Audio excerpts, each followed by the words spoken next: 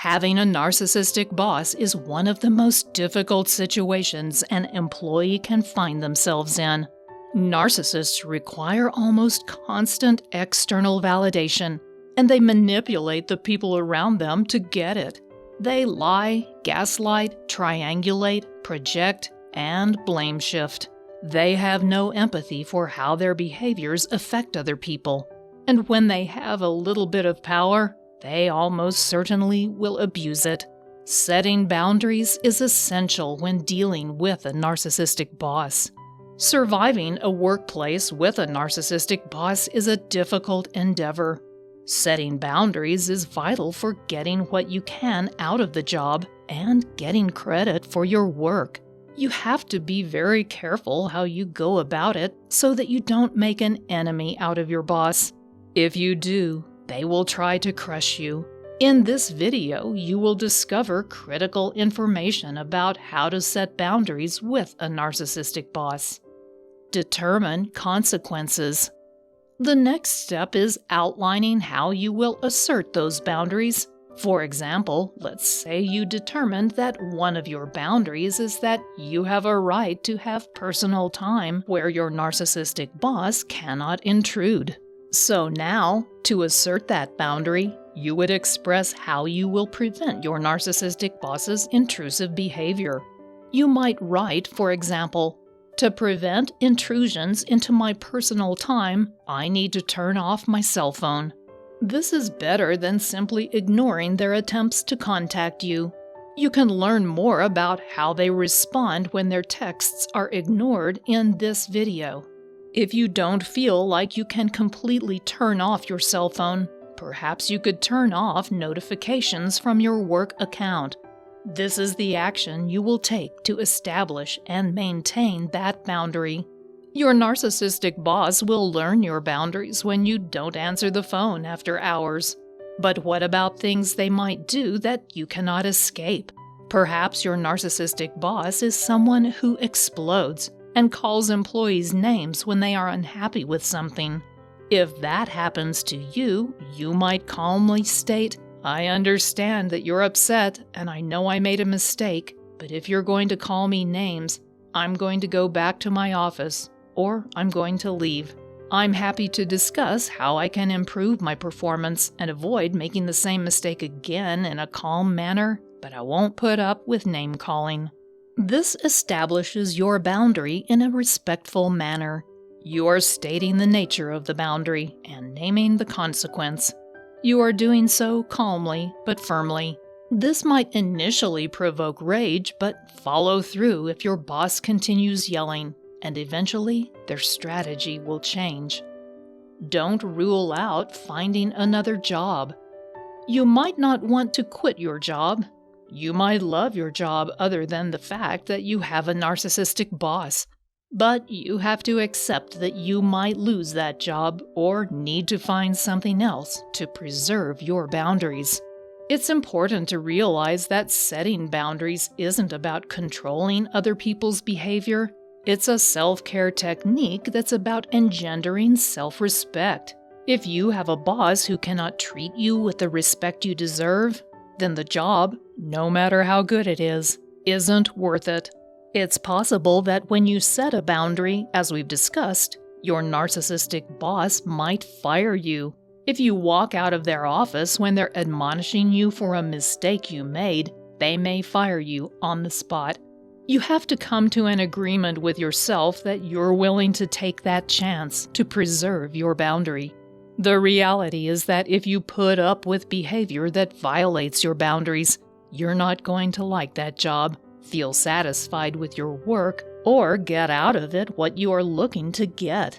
You won't get the recognition or experience that can help you advance your career, and it's likely you also won't come away with a positive recommendation.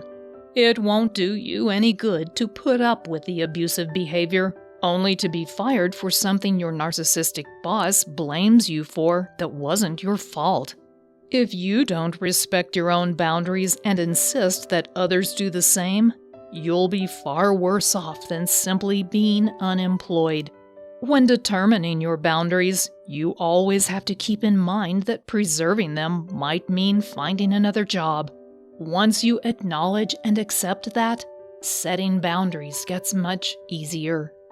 Call out your boss politely. When your narcissistic boss is trying to provoke you or criticize you in front of your coworkers, it's okay to name what they are doing in a polite, matter-of-fact way. For example, you might say, "I appreciate that you don't like my suggestions, but I'm just trying to help. I admire the work we've done here, and I'd like to see it continue." Their response really doesn't matter. They might come back with something about how your suggestions aren't good, but you've called out what they're really doing. It's something they will know you're doing, and eventually it can result in a changed strategy on their part. You have to do this carefully to avoid becoming an enemy to your narcissistic boss. Remember, they will try to destroy you if that happens. They do that because they are so fearful that they will be exposed as hopelessly flawed.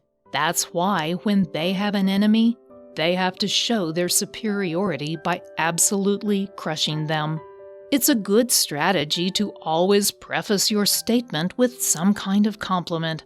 For example, you might say, "I really admire you, but I feel like you're trying to hurt my feelings. I hope that's not the case because I'm working hard to do what you have asked me to do. Is it possible you can give me some constructive criticism so I can improve my performance?" This is calling out what they're doing, but in a way that makes it difficult for them to continue with their unjustified criticism. It's difficult for people to continue an attack when they've just been complimented by their target. Never underestimate your narcissistic boss. It's critical that you never underestimate a narcissistic boss. Many narcissists are good at what they do. They can be meticulous in their work because success is a sign of their superiority. When they came to see themselves as essentially flawed and worthless as a child, they created a false self-image, infused with grandiose ideas of how great they are and how superior they are to other people. To prop up those grandiose ideas, however, they need other people. Their false self-image isn't a self-sustaining identity mechanism, and that's why they need external validation. But to sustain their delusions of grandeur, they will work hard to be successful. Additionally, narcissists are human just like everyone else, and they are often talented individuals.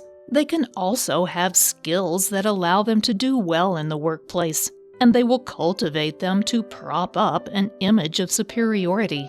They can also be very charming, and if you make them look bad, they can convince their superiors that you're to blame rather than them.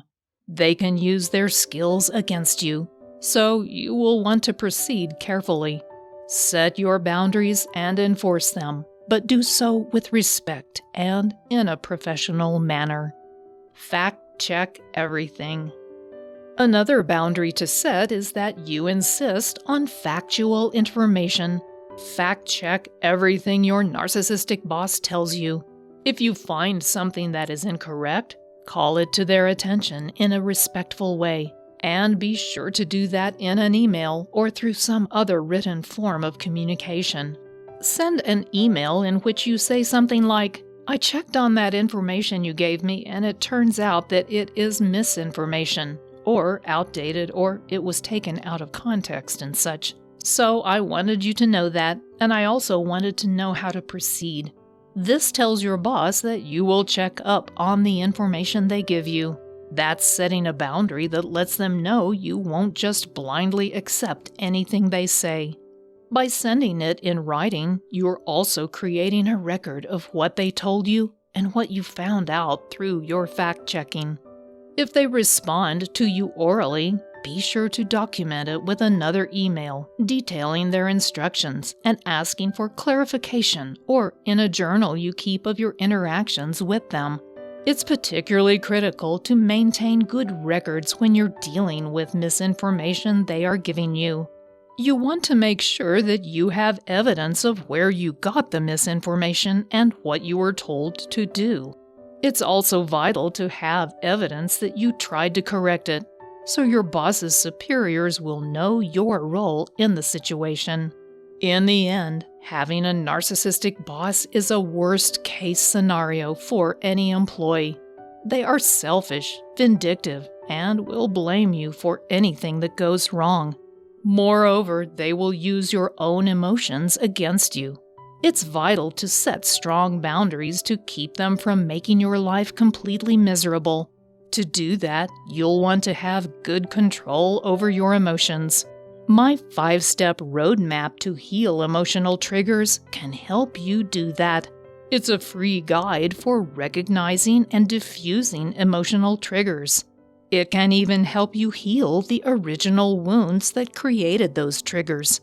If you would like a copy, just click on the link below this video and I'll send one directly to your inbox. Thanks for watching.